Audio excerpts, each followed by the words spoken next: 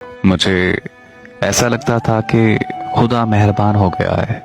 पता नहीं मेरी किस नेकी का सिला था जो वो मुझे मिल गया था। आखिर मेरी दुआ कबूल हो गई और मुझे सच्ची मोहब्बत मिल गई। हम एक दूसरे को बहुत शिद्दत से चाहते थे। मैंने उसे दिल से अपनी बीवी मान लिया था।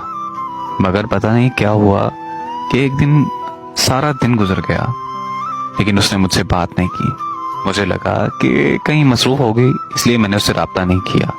लेकिन इंतजार करते करते रात भी गुजर गई, उसका जवाब नहीं आया। कहीं से भी उसकी खबर नहीं आई। कुछ दिन गुजरे तो अचानक उसका मैसेज आया कि मुझे भूल जाओ, हम कभी एक नहीं हो सकते। मैं ये नंबर हमेशा हमेशा के लिए बंद कर रही हूँ और मुझसे राब्ता करने की कभी कोशिश ना करना। मैंने उसे बहुत बार कॉल की लेकिन उसका नंबर बंद आ रहा था। बहुत परेशान था मैं। रोज हजारों बार कॉल करता था, क्या पता शायद उसका नंबर ऑन हो जाए। मुझे ऐसा लगता था कि सब कुछ खत्म हो गया है। मुझे मेरी जिंदगी बेमकसद सी लगती थी।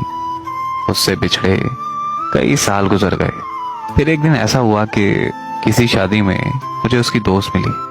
उससे पता चला कि उसका एक्सीडेंट हुआ है और एक्सीडेंट के दौरान उसका एक हाथ कट गया है, इसलिए उसने मुझे छोड़ दिया था। वो खुद को मेरे काबिल नहीं समझती थी। वो चाहती थी कि मैं उसके पीछे अपनी जिंदगी बर्बाद न करूं। जैसे ही मुझे सारी हकीकत पता चली, मेरी आंखें नम हो गईं। मैंने उसकी दोस्त का शुक्रिया अदा किया और अगले ही दिन अपनी फैमिली के साथ उसका रिश्ता मांगने चला गया। उसने मुझसे शादी करने से साफ साफ इनकार कर दिया, लेकिन मैंने भी उसे हाँ करवाने की कसम खा रखी थी। आखिरी बार जब मैं उसके घर रिश्ता मांगने के लिए गया तो मैंने उसे एक बात कही थी।